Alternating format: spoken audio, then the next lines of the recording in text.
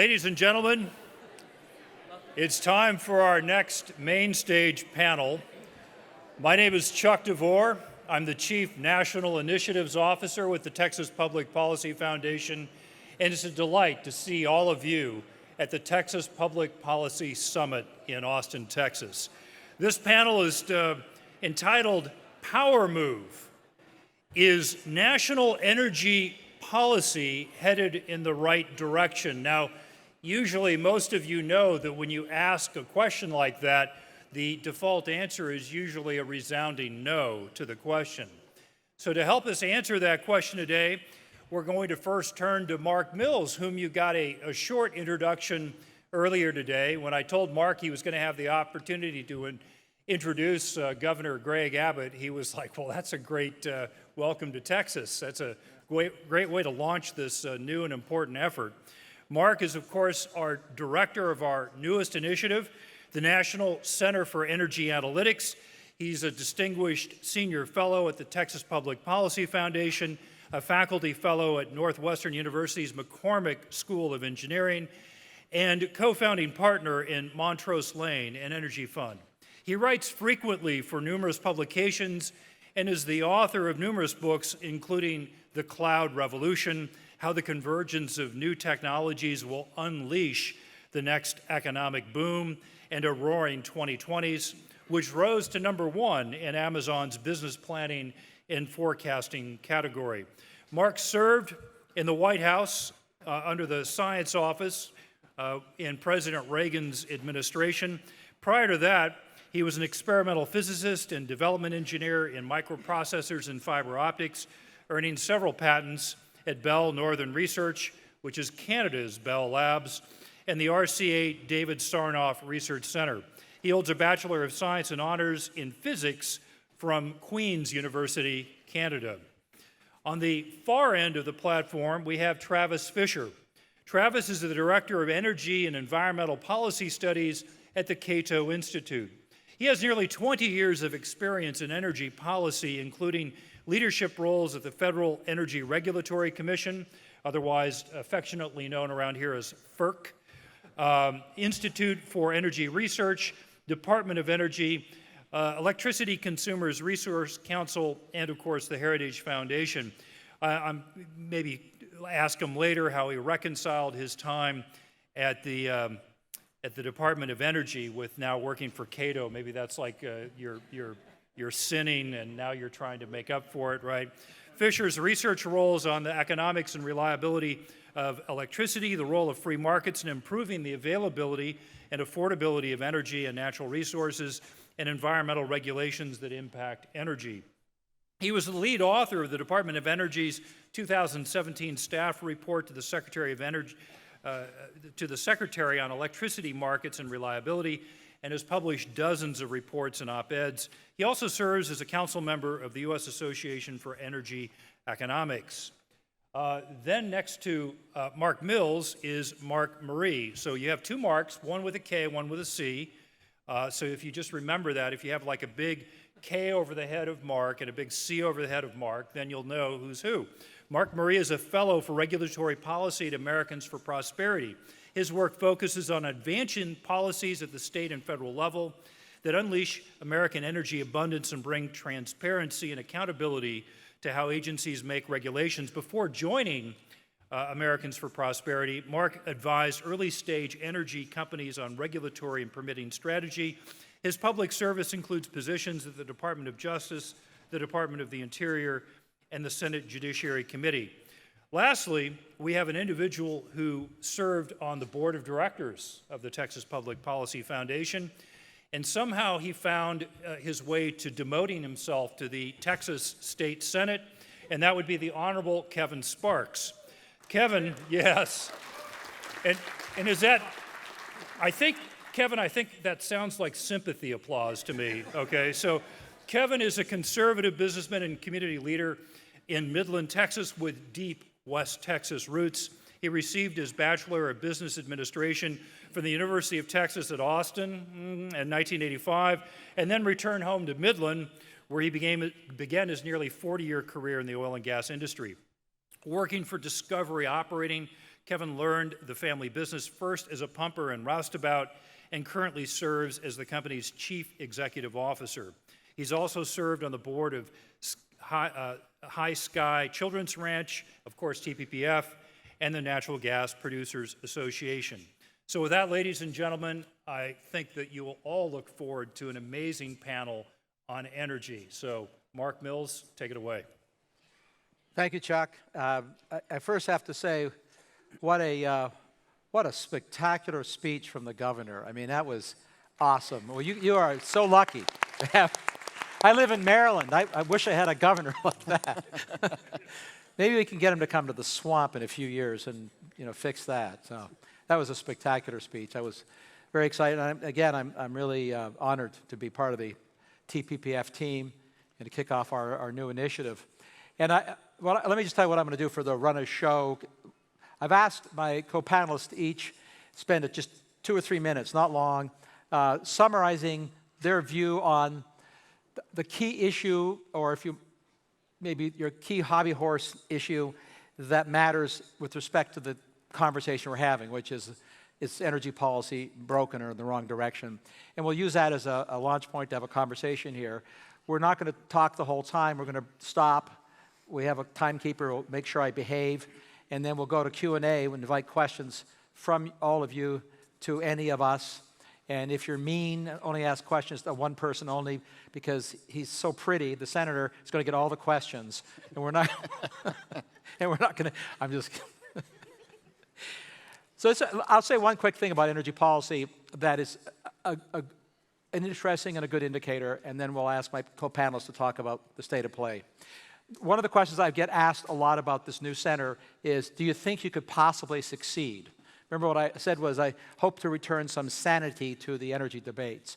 I would have said no 10 years ago. I would have said no 5 years ago. There's green shoots now, not in the green environmental movement sense, but in the real planting sense, that sanity is starting to bubble up. At Zero Week this past week, you may have seen it got into the news that Dan Yergin, it's his conference, as you know, and I count Dan as a friend. He blurbed my book kindly, so I'm biased if he can say nice things about my book. But Dan Yergin was asked the question in an interview that got, I don't know how widely it was circulated. He was asked directly the question about, is the oil age over? This is Mr. Oil Historian. Is the oil age over? And he gave the right answer in the right way this time. And I don't mean this to be mean. It was a beautiful answer. It had 2 letters. No. That was just said no. Then he went on and elaborated. So, God bless him, but that's a pretty direct answer given. And then he was asked about the energy transition. In his first sentence, and you can find the interview, he said, as I'm sick of talking about this transition stuff. And he went on to put it, there is no transition. It's not happening. And then he explained why it's not going to happen. But there's massive federal and many state spending and momentum towards this, quote, energy transition underway now. It is an enormous juggernaut. It's not going to get turned off. And we've got a lot of work to do to right the ship. So with that, that's sort of why we're doing what we're doing. We're going to ask each of the panelists to give a sort of 3-minute view of the key issue from their perspective, starting with the senator because first, well, you're a senator and it's Texas, so you get deference. Plus, you actually did real work at one time, I gather, if you're a roustabout. Well, I did. So now you're doing real work, as we talked about before the panel, making policies happen, stopping bad laws, implementing good laws. This is real work, and it's serious. So for that, I'm quite serious about that. Senator, you have the floor. Well, thank you. I appreciate that, and I appreciate you guys being here. As an oil field worker, I'm sitting up here amongst all these very intelligent gentlemen.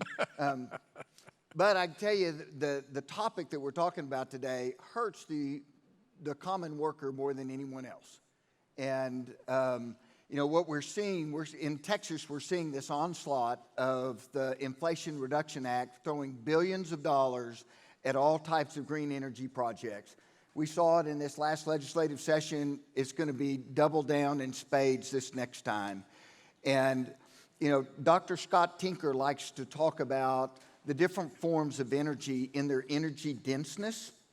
And So for the common people, I think it's really easy to understand this idea that wind and solar, compared to hydrocarbons, coal, oil, natural gas, you know, the hydrocarbons are multiple times, as much as 70 times more dense than what we're seeing in biomass and wind and solar.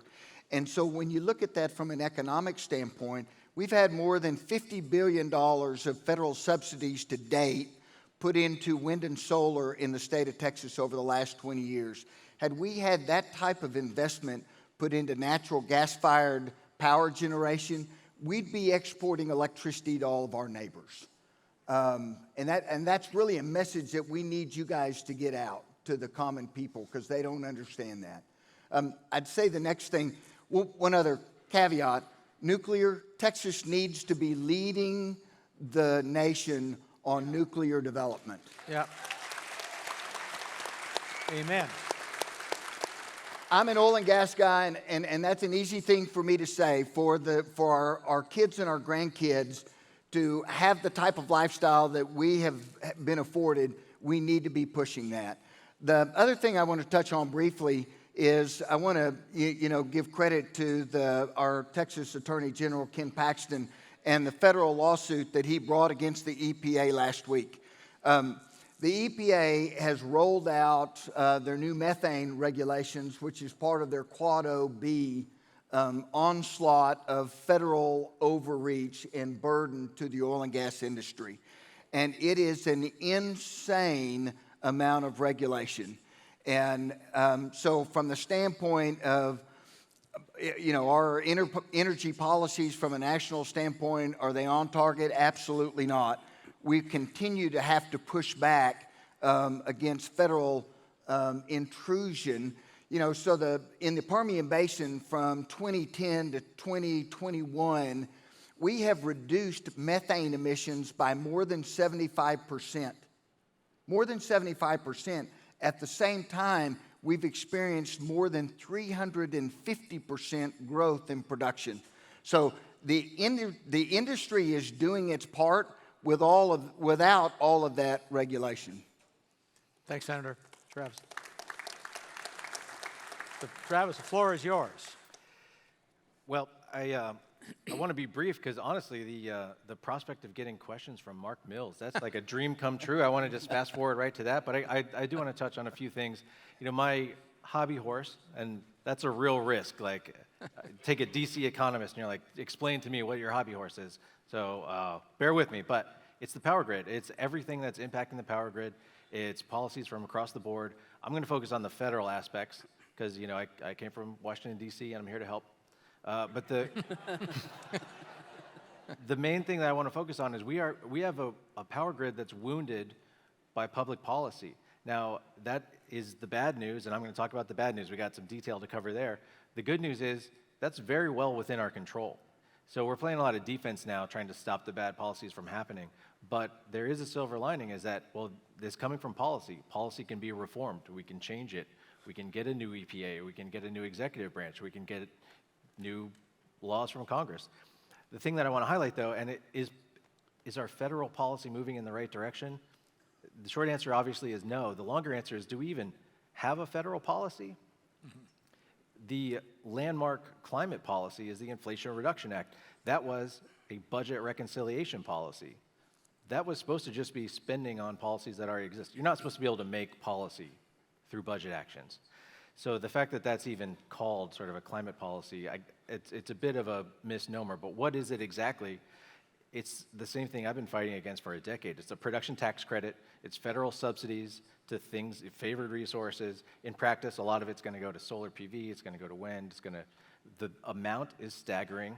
You do the math, this thing stays wide open. The subsidy window may never close. I actually don't think it ever will.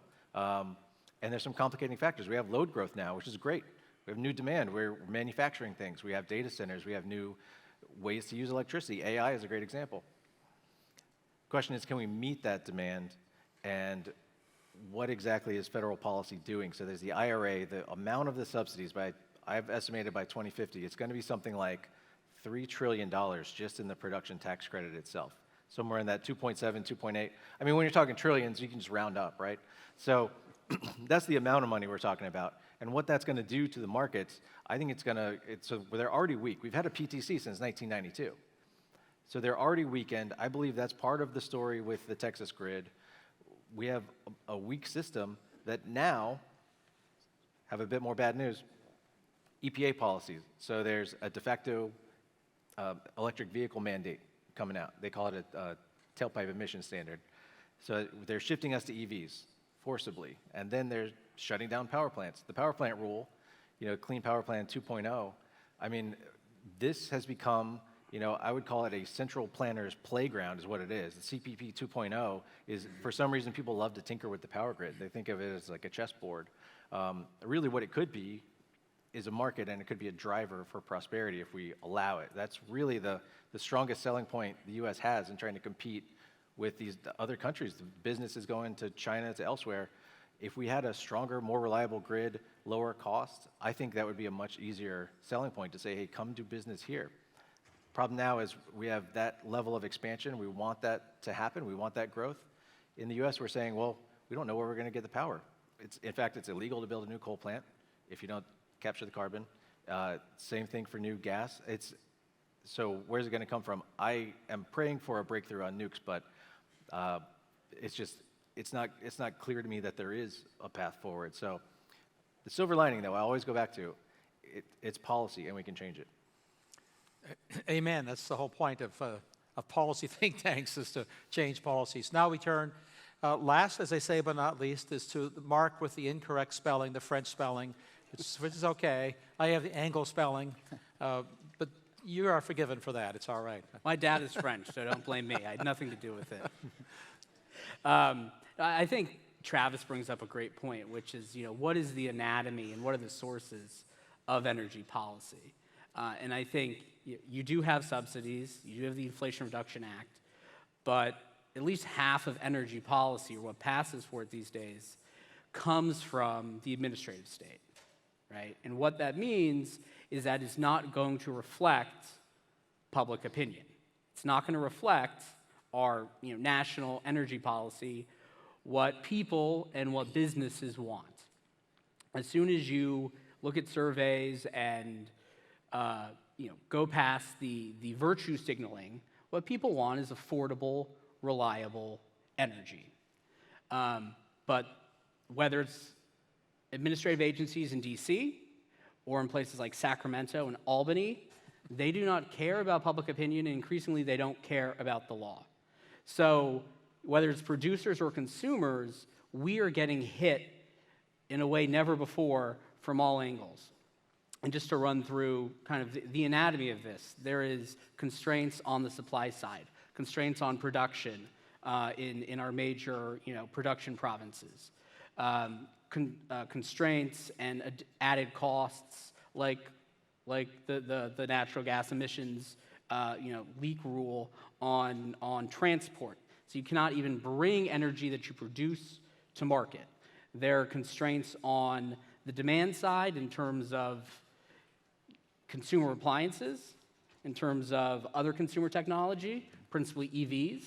And if you try to look for kind of a safety valve, let's say sell your natural gas overseas, well, guess what? That just got turned off too. So, and this is not just an all-of-government energy policy, right? Like I said, it's all of governments. It is DC, it's Sacramento, it's Albany.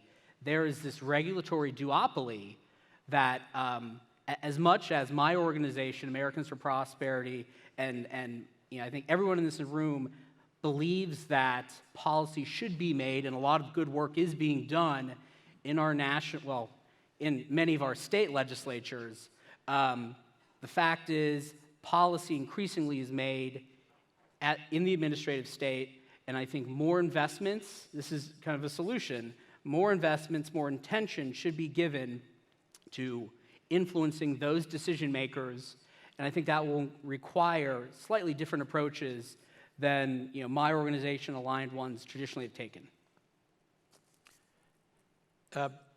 Which is the common theme we're hearing here is obvious. Of course, the subject is about policies, but it's the intersection between what the federal government's doing and trying to impose on a state versus what the states feel is not only their right under the structure of federalism, but also what their right is for their people, how senators and governors are elected. So let me focus on how the states can push back on either the regulatory state or the political state, both of which operate sometimes independently in Washington. So, Senator, you and I have talked a bit about the grid, and the grid issue became national news for Texas for obvious reasons. And because ERCOT, and you all know this more than most people in the country, is essentially an isolated, standalone grid. The U.S. has many grids, just there's no the grid. I just state the obvious, and it's not just the ISO regions, the independent system operators. There are subgrids. They're interconnected, but they technically be readily isolated. When there's cascading failures, they don't propagate because the grids can be isolated. So there are functionally dozens of grids. And that means that they're under state control. So the question I guess I'd have for you, Senator, is looking for where we're going to go, what you're trying to accomplish here, are there, what levers do you think you can pull at the state level, even if it invites federal reaction, federal lawsuits, which I would suspect we want to invite, but what are the levers we can pull to restore sanity to grid planning? Because grid planning used to mean the utilities are responsible for guessing how to supply what the market needs, not determining what the market should use. That was the old model for a century. What are the levers we can pull here in Texas, and they may be models for other states that are so inclined? Well, I mean, obviously, Texas is very blessed in that it has a tremendous amount of resources, one of which is natural gas, and which is a great energy source to create electricity. But as far as levers, the overbuilding of wind and solar has created the unreliability of our grid. We're now up to almost 40%, and projections we could be over 50% in the next 5 years of our total grid is based off of wind and solar, which is unreliable. So the first thing we've got to do, we've got to implement regulation that forces basically any type of provider to guarantee at least a portion of their electricity is going to be reliable. So if you want to build a wind farm, that's great, but when it comes time to deliver, you've got to deliver, say, 70% of that, and if you don't have it, you can contract with someone else and go get it, but you're paying for it, not the consumer. So, as you know, a hobby horse of mine is to have the states require that the supplier meet an on-demand requirement at some number. Not 100% of the time, because nature happens. Well, you pick a number. If they fail to perform, they're punished, right? The license removed or some fines, some mechanism of restoration of you provide when we need, not when nature makes it available. But the distortion is caused by the federal credits. So you have lots of wind in West Texas, last I checked. It's a windy place. And so the tax credits make a lot of sense. The capacity factors are better there than a lot of other parts of the country, which is why you would do that. Any way, and I want to ask both Travis and Mark about this. If you think about what we have to somehow try to push back on that distortion in the market. Right. I'm not optimistic, but I don't think we should give up on gutting the PTC or phasing it down or ramping it down. That's a federal problem. What does a state do when the federal government distorts their market? This is, in economic terms, equivalent of opening your border.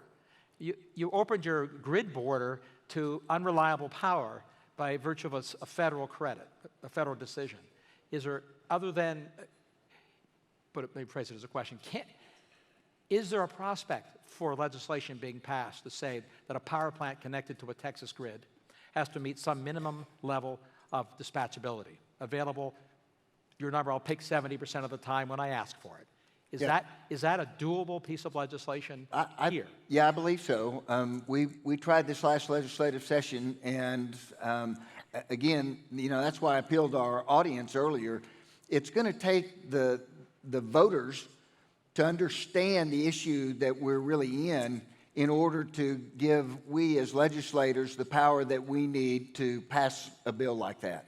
But I do believe we can get there in Texas.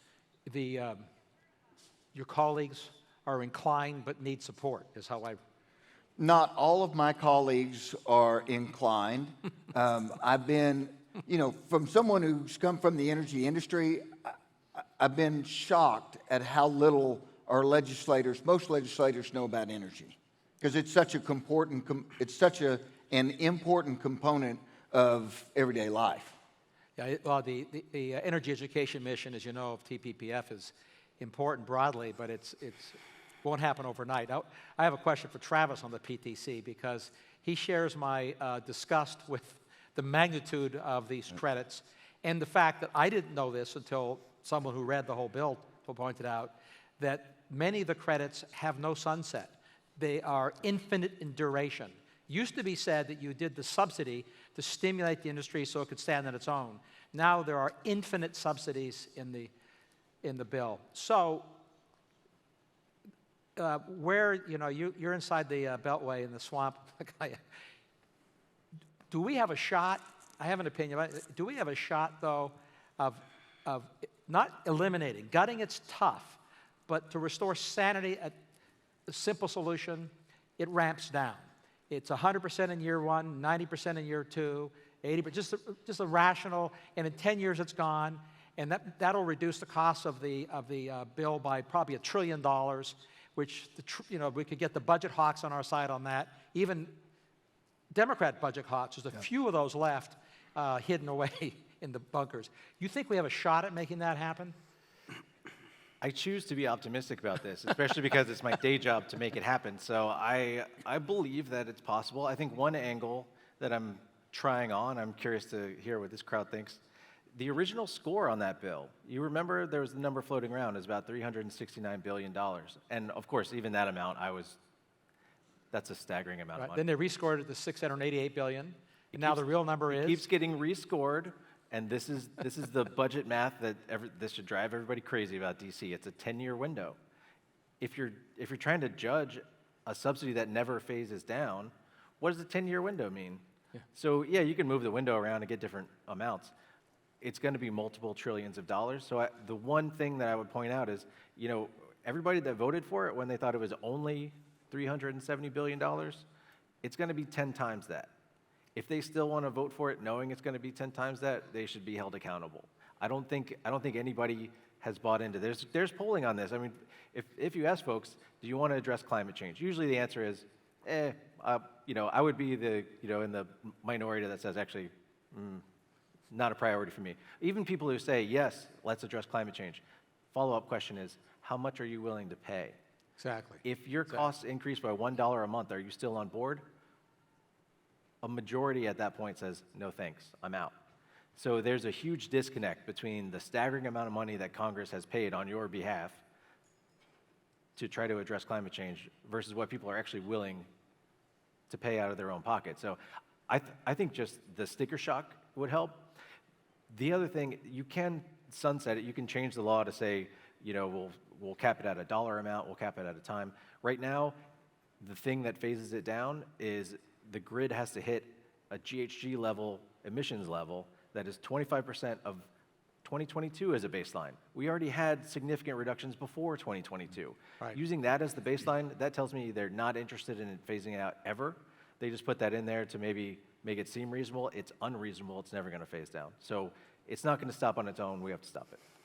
Well, the organization that has to stop it, I think to your point, and Senator, to your point, energy is a hard thing to explain to people for lots of reasons. First, to be fair to people, one of the greatest physicists of the 20th century, Feynman, Nobelist, I quote him frequently on this. He said, this is one of the greatest physicists of the 20th century, we, physicists, really don't understand energy. And then he gives a lecture, which will blow your mind. It's a lecture that any high school kid could understand, explain why we really don't understand this phenomenology. It's a bizarre thing. Electrons don't flow. The wires aren't pipes, and nothing pumps, and it's very weird stuff. But if we distill it to money, I'm with Travis on this. If we organize and coordinate out the trillions of dollars that are being spent trillions when they were sold. It's a $300 billion. Let's just round it up. This can have impact. The devil's in the details of what you actually reform. That's when we do the gutting and all the fix. But we have to do this. So, Mark, you've been in the trenches. You know about the difficulty explaining how to keep grids lit and how it's reliable.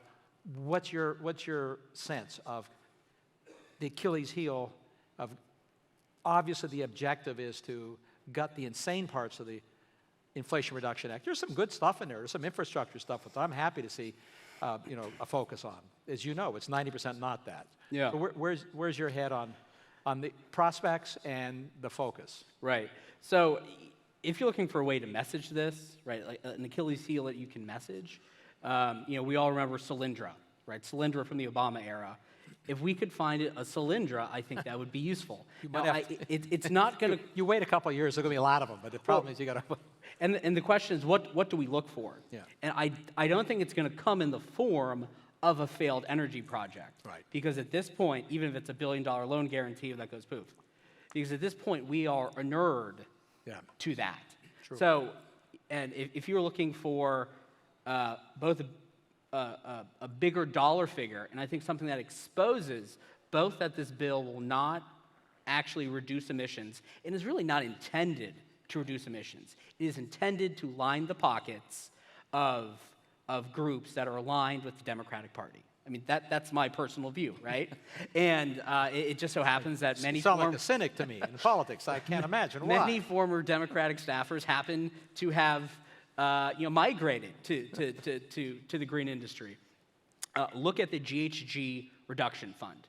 It is a 11-figure fund, 11 figures, about $10 billion. It's a $10 billion fund that EPA is using to dole out grants to local and state nonprofits. Under very kind of murky terms, these do not have to be energy projects. These can be like PR campaigns. Movies. Yeah, right. Environmental justice initiatives, things that will not move the needle at all and will probably just miseducate the public on an issue. To your point, it's very hard even to get legislators to understand. So I think if we can find individual, really like the worst of the worst grants from the GHG reduction fund, which is part of the IRA, and you start to add up the money, I think you can start to tell a narrative that characterizes the entire bill and gets away maybe from economics and more to the basic, I think, graft, which is really what's going on. Well, it's funny. Two of us on this stage are old enough to remember the Golden Fleece Awards. So Senator Proxmire's Golden Fleece Award. So what you've described is a Golden Fleece Award. So I'm going to ask Senator, because you remember when he did this, how effective it was. Now, it got a little misdirected occasionally, but what he did this for, when did Senator Proxmire do it? This was the 70s through the early mid-80s, right? Yeah. And when I first came to Washington, I remember when the Golden Fleece Award would be handed out, as I was a young political policy guy in the White House. It's quite dramatic. And he wanted to point to ridiculous spending for ridiculous things by any federal agency, whether it was NIH or NSF or DOE. So you know how life works in legislation, and it's the same in the State House here as it is in the big house in Washington. Very similar, unfortunately. Well, so sunlight. Imagine if we figure out how to follow the money and highlight, we don't have to criticize where the money's going, but who's getting it? How much did they get? Who's getting it? To your What point. are they doing with it? What are they doing? But who got it? What are they doing with it?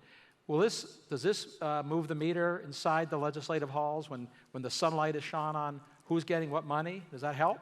Yeah, I think for sure it'd help. Part of what we fought here in Texas is because of some prior bad legislation, we allowed, counties and cities to reap some benefit as these big players came in and negotiated these great deals.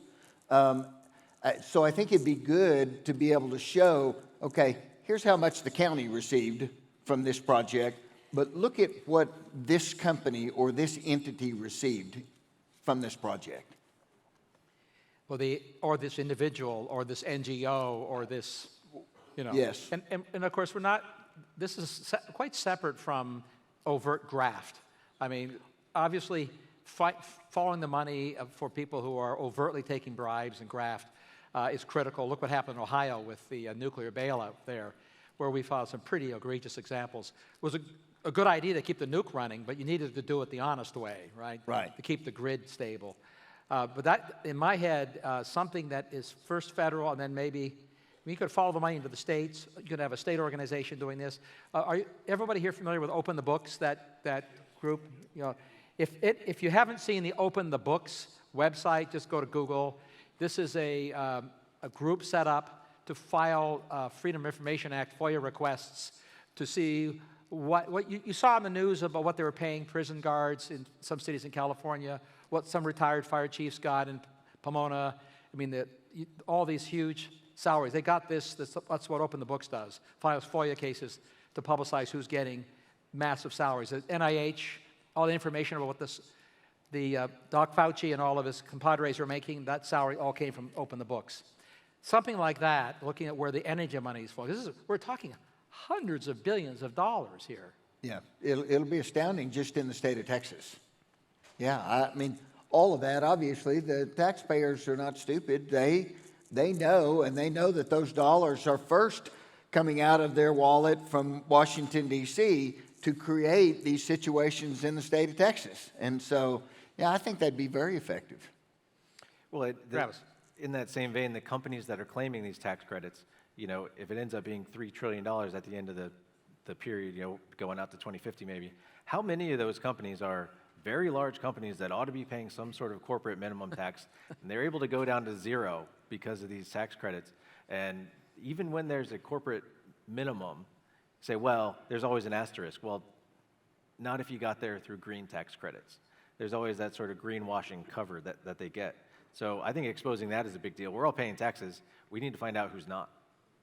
And I think a key point that Travis is getting at is you're not going to get as much help. We're not going to get as much help from industry as maybe Well, I'm shocked. Why? Yeah, a couple of my colleagues in recent months have told me, well, we shouldn't be doing industry's job.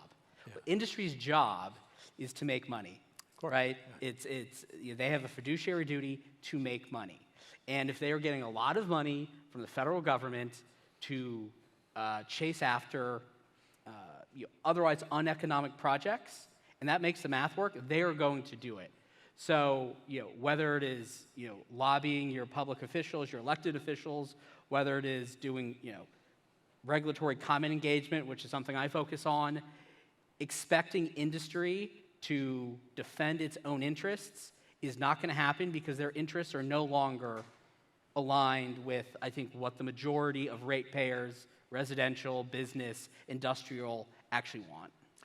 Well, this is, of course, the tragedy, the size of the federal trough now, is that I lost track of the number of companies who I spoke to in the wake of that bill who were all trying to figure out, they all tasked a team to figure out what piece of that $1 trillion they could take by repurposing some function they were doing.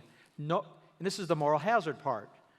Knowing that it was a moral hazard, knowing that what they were doing was kind of icky, not illegal, but also knowing if they didn't do it, their competitor is doing it because the trough's so damn big that they're put at a disadvantage. And since money is fungible, if I can claw, a few tens of millions of dollars, chump change, out of the IRA money, that goes right to my bottom line because the feds are paying for it, not me. And my competitor their stock price will go up if it's a public company because their EBITDA goes up. Or their ESG score gets bumped up. Especially, right? Exactly. Which, although because of Texas, ESG is becoming a little less popular. As you probably saw in the earnings call the last quarter, the frequency of ESG being spontaneously mentioned in earnings calls collapsed. So corporate executives have got the message. Back to the message. Before we get to questions, which we'll do in a few minutes, I want to turn to a subject that I hear over and over again now. You brought it up. I hear it everywhere I go. It's the nuclear option, the nuclear subject. Everybody is enthusiastic again about nuclear energy. I'm a nuclear bull. I like nukes.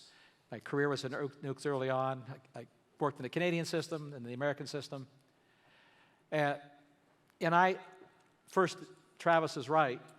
It's going to take us a while to figure out how to build a lot of nukes again. Even if you said tomorrow, we're ready, let's go. We don't have enough nuclear qualified welders. We don't have enough engineers. We don't have construction workers. So even if you said go, we've got some time. But we need to show leadership in this. We need to have something happen. So I want to get ideas from all three of you. But first, not in the federal side. A state could say, we're friendly to nuclear, right? They could say that. But the state of Texas is going to be stuck with the fact of the Nuclear Regulatory Commission and all the federal permits. So in the wish list is you go to a friendly federal facility and you can get different licensing regime. Is there any action going on that you know of yet to come up with the solution to accelerated permitting? That's the first order problem. The permitting is so difficult and so opaque. Well, I'll take it from a NEPA perspective because I know I'm not a nuclear expert per se, but I know that nuclear experts care a lot about NEPA. They do. There was some quote-unquote, NEPA reform in the Fiscal Responsibility Act. I worked in-house at an agency, Department of Interior during the Trump administration, defending NEPA cases, kind of helping to write and review NEPA reviews. I went to DOJ and then kind of defended those as outside counsel. NEPA is all about litigation risk, right? Exactly. The agencies are not paragons of efficiency, but at the end of the day, whether you're an appointee or a career attorney, your job is to tell your agency leadership, there's a lot of legal risk here. And that ends up making those NEPA reviews go on and on and on.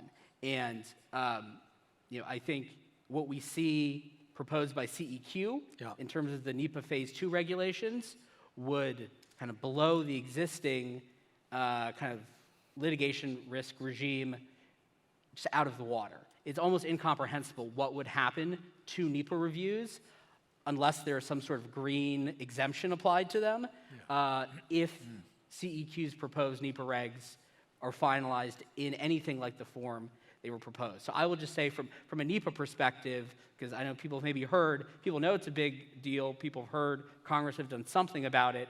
Congress has, not even begun to address the issue, which really lies more with litigation risk than with, giving arbitrary timelines or page limits to agencies. Well, in fact, the CEQ proposals, as you know, would drive a stake through the heart of any possible new mining or refining construction in the United States. It's done. It's just a complete dead on arrival. The head of the National Mining Association and the miners group themselves pointed out in testimony end of last year in the Senate that this would be a fatal blow to mining. Travis, thoughts on this, and then Senator, if you might have some thoughts, and we're going to go to Q&A. Yeah, so and I'm not an expert on sort of the nuclear regulatory regime, but every next thing I hear about it, it sounds like death by 1,000 cuts. It sounds like an agency that doesn't want the thing that it's regulating to succeed. It sounds like it's putting up every conceivable obstacle. So if you have a new site, even though we know what the weather was in the given site for the past however long, I'm going to say decades, you still have to do the met data for a period of, I forget it, 2 years before you can do anything else on the site. There are all these built-in, baked-in delays that just would kill any project. So I would say address all of that stuff. I don't really love the way the DOE does it, which is picking winners and losers. No. You have the loan programs office saying we'll basically subsidize a certain project. I don't think project-based picking winners and losers is the way to go. If we can remove the regulatory burden, and it really is an intense layer of burden, I would expect a lot of these companies, we have really bright folks in the startup space here. Something like 50 different models going forward. One of them's going to work. I'm optimistic that one of them is going to be the breakthrough. But it's a question of, does the regulator even want the industry to move forward? Well, there's, in fact, the number is 62. There's 62 new designs in the world for new the trailer mount small reactors. They're going to be built in Poland, Hungary, China, Russia. Russia's building nuclear container ships.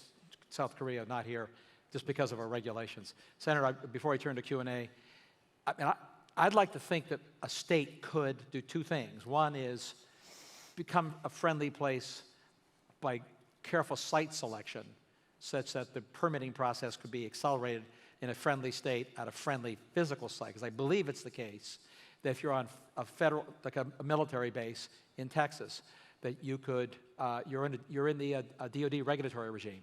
You can get the thing built quickly. Any appetite for that kind of thing here in Texas? That's a really good question. You know, way outside of my wheelhouse. But I can tell you, but you know, when you compare it to energy stuff, there hasn't been a new oil refinery built in the United States in 40 years. Right. And so it's not for lack of trying. And that's NEPA, basically, is back. Right. It's not the state's lack of wealth. I can say one more thing. There is another option here, and you know, I kind of disclosed earlier, gave it away. You know, I'm a lawyer by training, and there is always an option. It's okay. Oh. We don't hold Yeah. it against you. Sorry. He didn't disclose that up front. He didn't. It's a long, arduous process of rehabilitation. Should have full disclosure on this thing. But you know, one option is always sue the federal government, right? Yeah. I like that. Yeah. Sue the Nuclear Regulatory Commission. Yeah.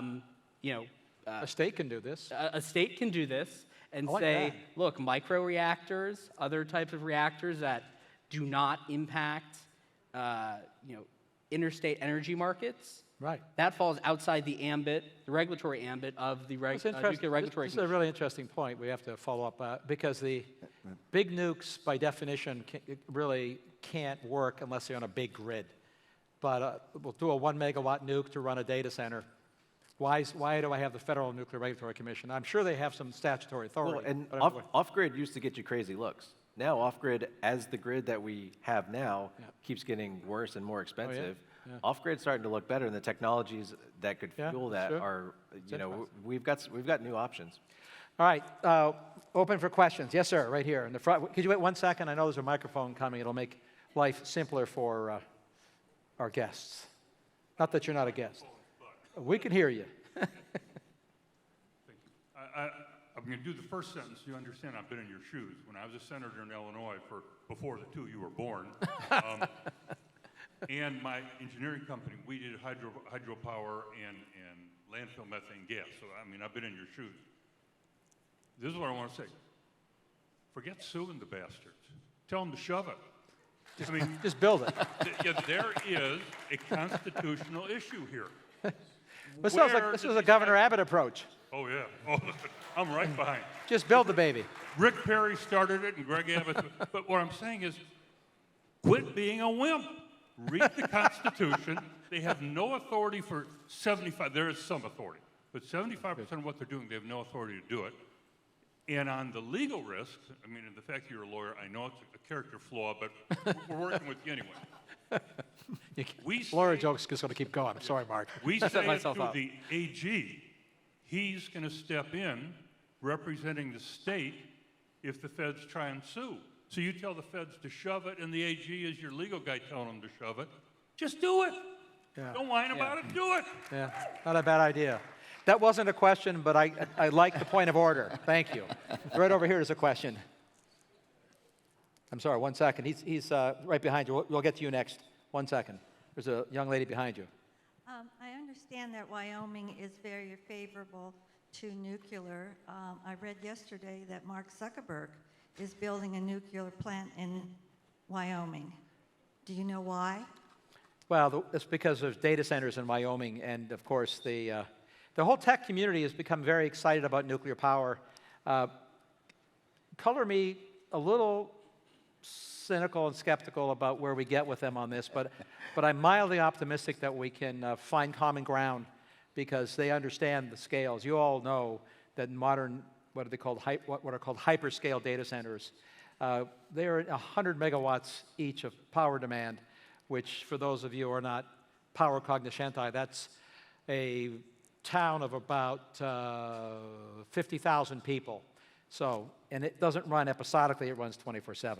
But they're enthusiastic about spending money on it, but we haven't got them lined up to do your solution, which is they're off-grid, just build it. They have the money, they can afford to build it, and they can afford to deal in the lawsuits. And just, you go, girls, build the damn things. I'm with you. There's another gentleman here right in front that stood up that had a question. Thank you, gentlemen, for your expertise today. I'm an oil field worker as well, working in the frac industry, and we've seen ESG, even though we're saying it's not being said out loud, we're noticing our projects have diminished tremendously due to the other scopes that they've used to curtail funding.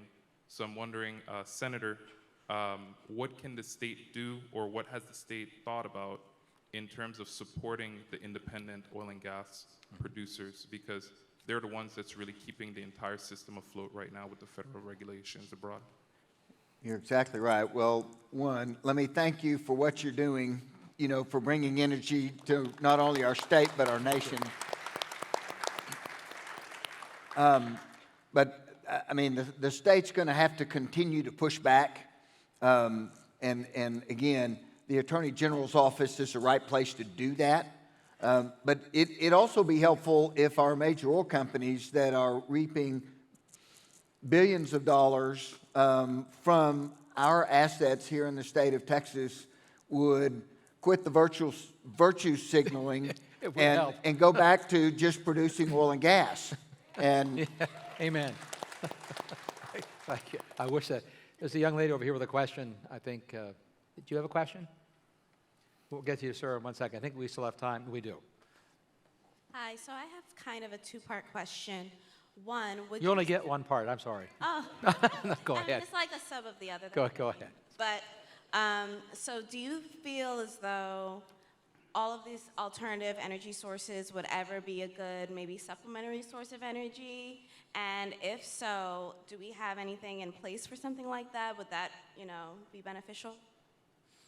I'll take Perhaps this, give it a because I've studied the cost of the different sources a lot. I hear in DC, wind and solar lobbyists tell me that those sources are competitive. And I say that is great news. So you won't be mad when I repeal the IRA, and you can get by on your own merit. I think that's the only answer. Let's put everything to the market test. The trouble, the reason they don't want to do that is because, let's take solar as an example. Sun shines at the same time in the same place. Every solar panel is trying to sell to an oversupplied grid. We've seen this in California. I expect it's going to happen in Texas. It's bad news for that resource. You're showing up, you're flooding the grid with the same supply at the same time. It doesn't work out very well. So I think there is a niche. The only way to know for sure what it is put it to the market test.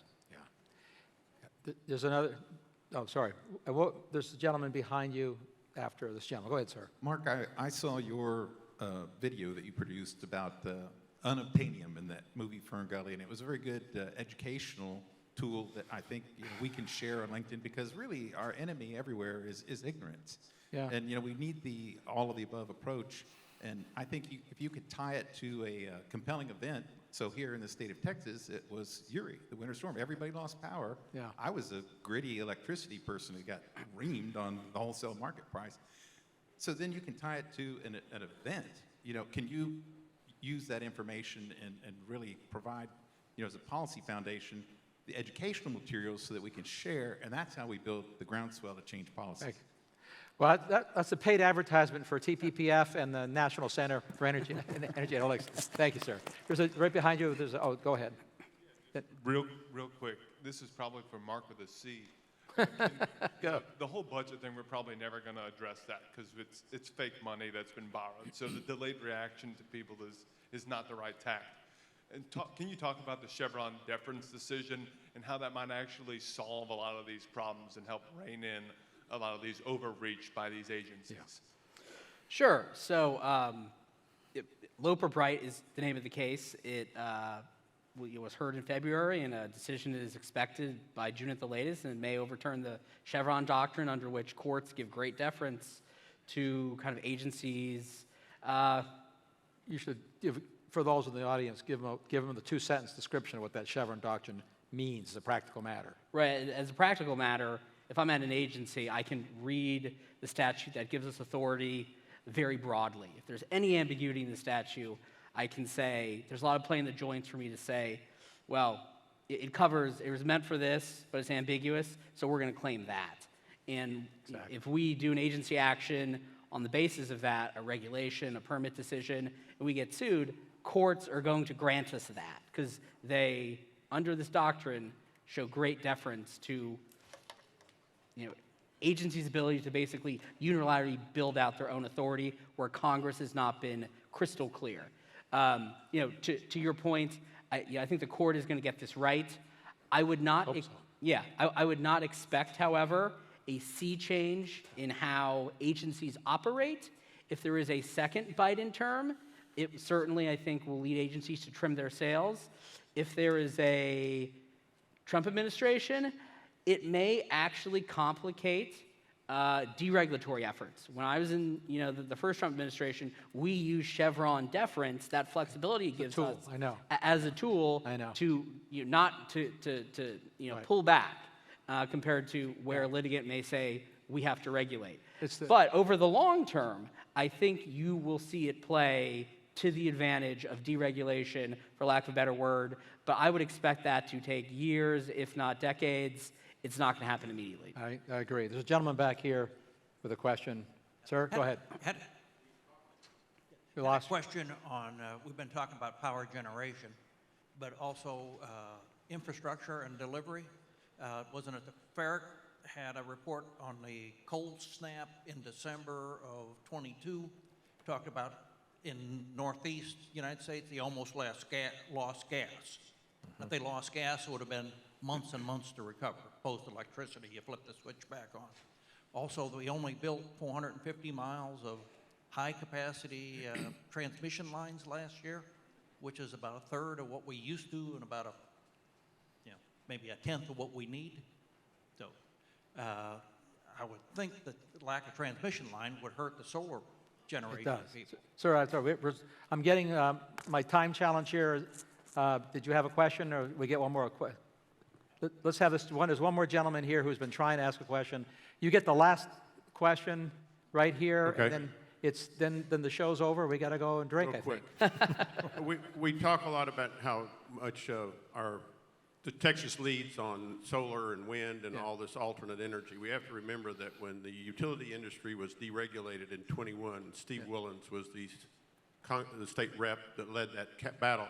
The trade-off was that utilities were required to have a certain percentage of their total volume in alternate energy. Right. When we talk about the nuclear program, why don't we do the same thing? I agree with the gentleman over there. Do it, but there are ways that we have ERCOT, which is Texas only. So why not be able to say, in Texas, utilities, you can go to Exxon, you can go to the other guys and figure out some way to give them a break if you want to, but the utilities should be required to consider reasonable alternatives in the nuclear space, and Texas would again lead the country. Yeah, I think there's a lot the state can do and probably will do now, especially given your efforts, the governor's efforts on in moving towards this significant majority. So we have to wrap it up. I want to thank my co-panelists. I want to thank the swamp dwellers for their service in the swamp. And I want to, I live there too, I'm allowed to say that. And I want to thank the senator for doing real work in the great state of Texas for joining us. And we raised the quality of this panel an order of magnitude, having Senator Sparks with us. Thank you very much, sir, for joining. Appreciate it. And thank everybody. Thank you.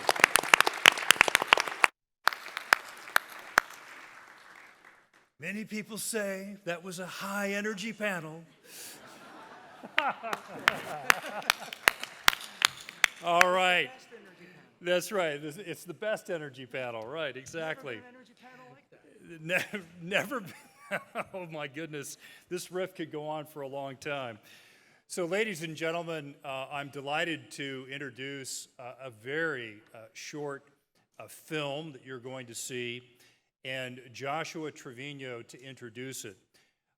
It is important to understand that culture is upstream from politics and policy, and we don't engage in culture at our own risk. And I think many of you know that some of the Texas Public Policy Foundation's Forging Texas series has now been adopted by the Alamo. And you can go to the spiritual soul of Texas and see some of the Texas Public Policy Foundation's work in the sacred adobe walls of the Alamo. So ladies and gentlemen, I'd like to bring up Joshua Trevino to discuss and briefly intro the film Making of a Classic. Josh? Thanks.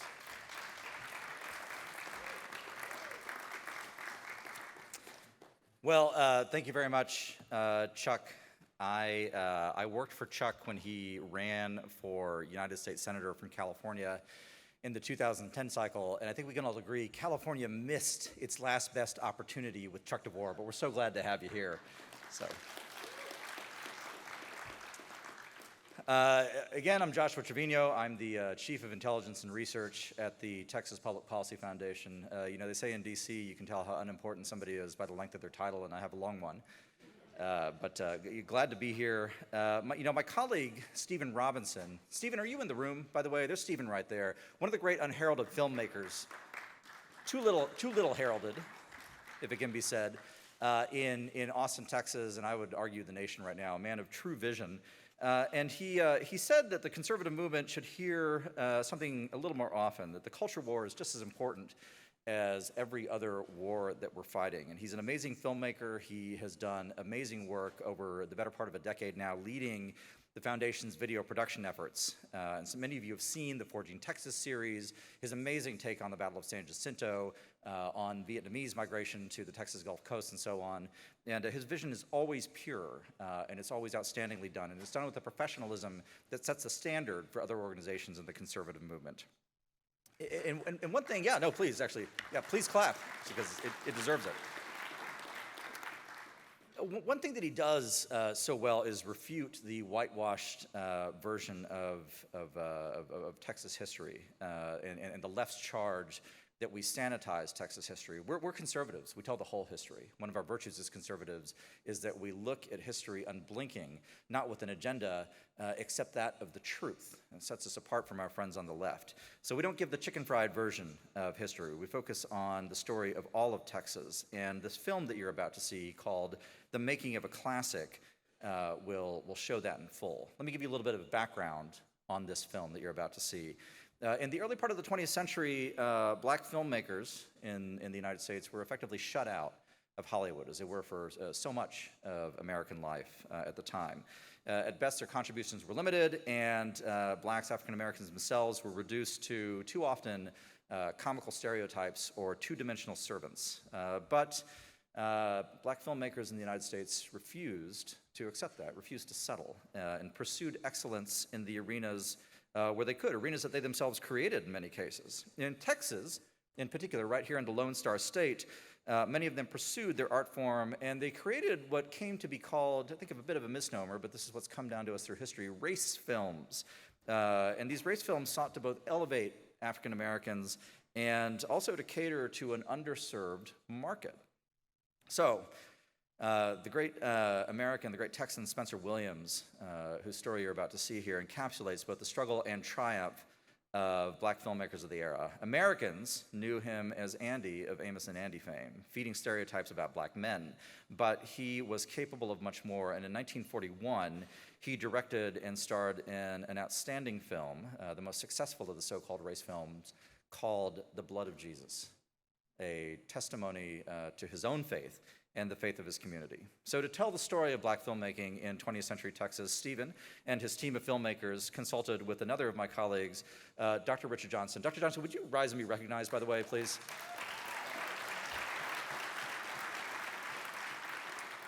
The world is too full of smart people, and I say that as somebody who graduated from college with a 2.86 GPA. I'm not one of them. But it's too full of smart people. We don't have enough wise people. And to find somebody who is both smart and wise is to find a true treasure. And my friend Dr. Johnson is both in full, a man who is smart and wise. And he gave us his counsel, Stephen and the filmmaking team, his counsel. He said many things, but one thing he said was this. It's, quote, "Why do we always focus on black people suffering? Why don't we talk about our successes more often? Successes like this." And he's totally right. So here is that story, which takes place during one day on the set of the film the blood of Jesus. Please enjoy it with me. And remember this as you watch. This is an American story, it's true. It's a black story, it's true. But most important, this is a Texas story. Let's roll that footage. Thank you.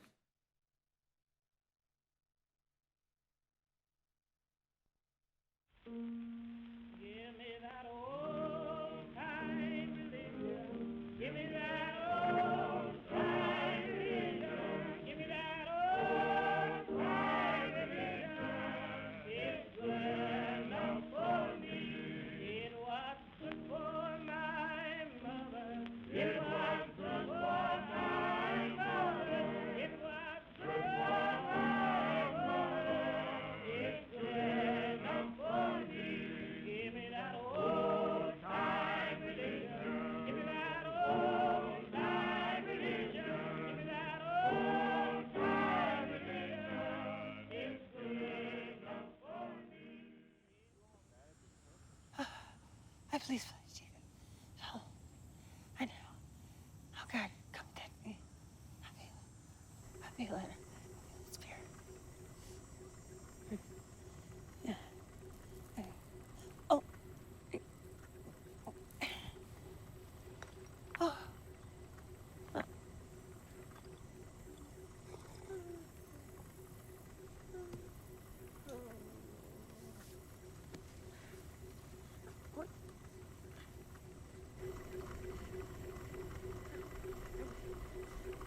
Cut!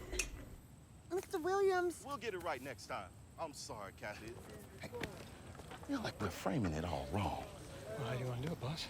The camera's in the wrong place. I think I need 5. Good, dear. That'll give us time to figure things out. Yeah, that's kind of our stage. In fact, let's take 10. Yeah? Thank you. I think I need some shade. Of course. Is there anything else I can get for you? No, I just need to get this off my face before it sets. Oh, okay. Did you try? I did try it. It's very tasty. Thank you. In fact, I've got it from here, Mr. Williams. Okay.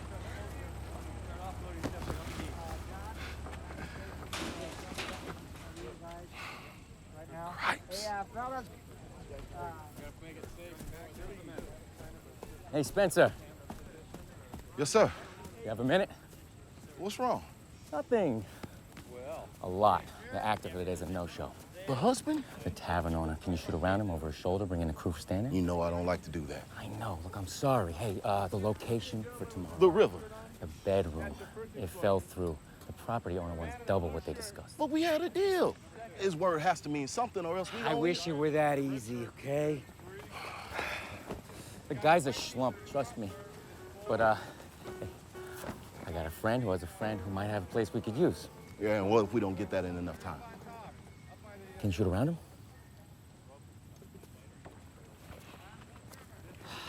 Which brings me to another problem, the schedule. Jack says we're running a little slow. Hey, 12 pages is not slow. It's too fast if you ask me. Still leaves us a couple days behind schedule. May I? Sure.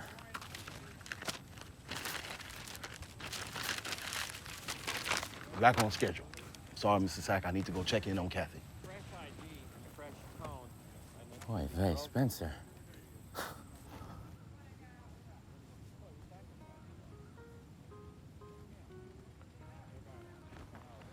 Knock, knock. I'll just be another minute. I'm not here to rush you. I know I blew that last take. No one needs to tell me twice. No, you didn't. Don't be dishonest now. Then I won't trust you. You read my mind. Because that's what I want to talk to you about. Trust. Go on. Don't butter me up. Tell me the truth. I'm no good, am I? You're too hard on yourself, darling. I gotta be. I don't want to let my people down. Who's that? My folks. They thought I was crazy when I told them about all of this. About you giving me this opportunity. What do you know about being an actress? If I keep up at this rate, it'll be egg on my face when I go home. I told you I wasn't no professional. You need to go and get yourself one from the stage. Now look. Mr. Williams, with all due respect, you look. Look at the crew glaring at me at the end of every take. You know they've seen better.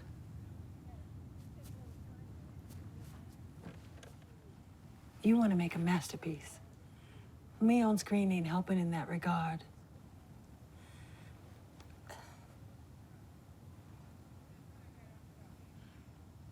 What if this is our only shot? This, your first film. Mine too. And it's our last. Then what? They were right?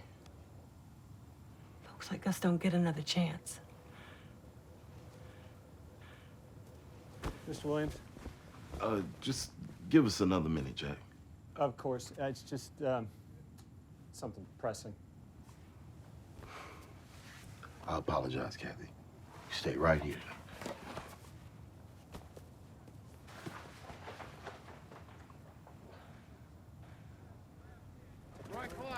Let you see for yourself.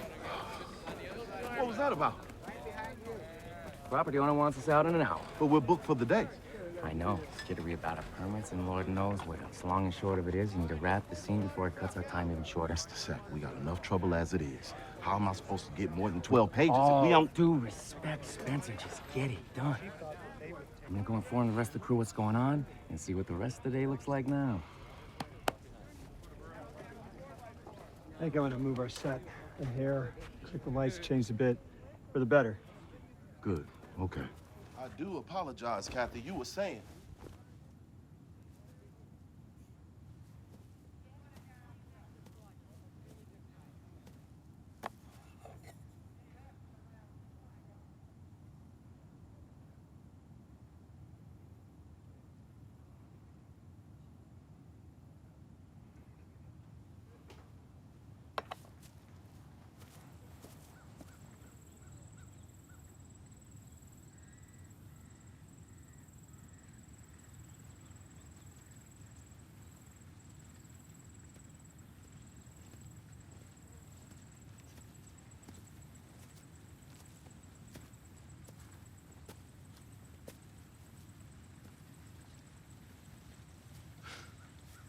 I'll save mine for after we wrap today. If that's okay.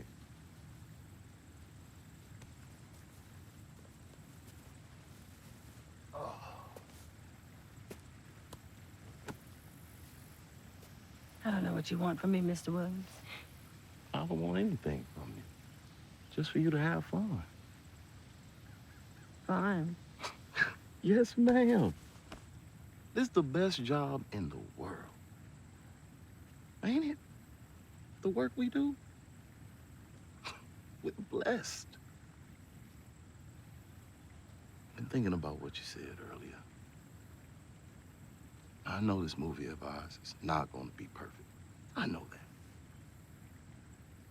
And it ain't going to behave like the ones that come out of Hollywood. But it's ours. And there'll be kinks to iron out here and there, but those will be ours too. And can't nobody take that away. Like every good story, it needs a hero. And that's you. It'll be your face they see up on that screen. All the people filling in them seats, they'll be glad to see you. You'll have a hero's welcome, deservedly so. And everybody there, they'll look just like you and me. Because they ain't never seen the big screen act like no mirror. So, what do you say? It's good enough for me. Give me that old time religion. Give me that old time religion. Oh, give me that old time religion. Ooh, it's good enough for me. Oh, give me that old time religion. Give me that old time religion. Give me that old time religion. Oh, it's good enough for me. It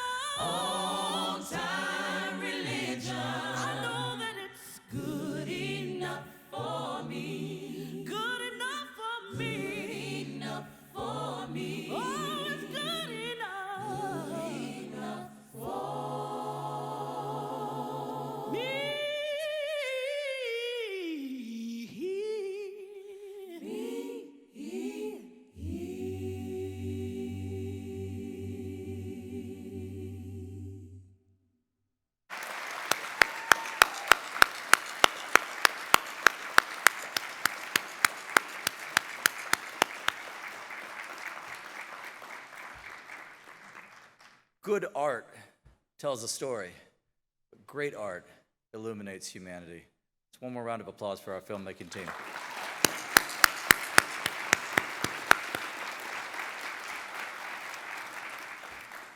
If you'd like to see more of Stephen's work, the work of his filmmaking team here at the Texas Public Policy Foundation, check out Forging Texas, check out our YouTube channel, or go talk to Stephen. He's here all week. He has to be.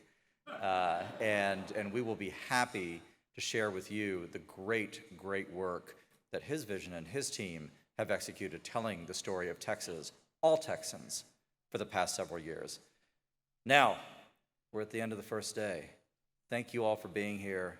We're so, so grateful for your presence. We invite you to stick around, talk to fellow liberty-minded Texans as much as you want. We've got refreshments outside. But for the rest of us, except for you visionaries, we'll see y'all tomorrow.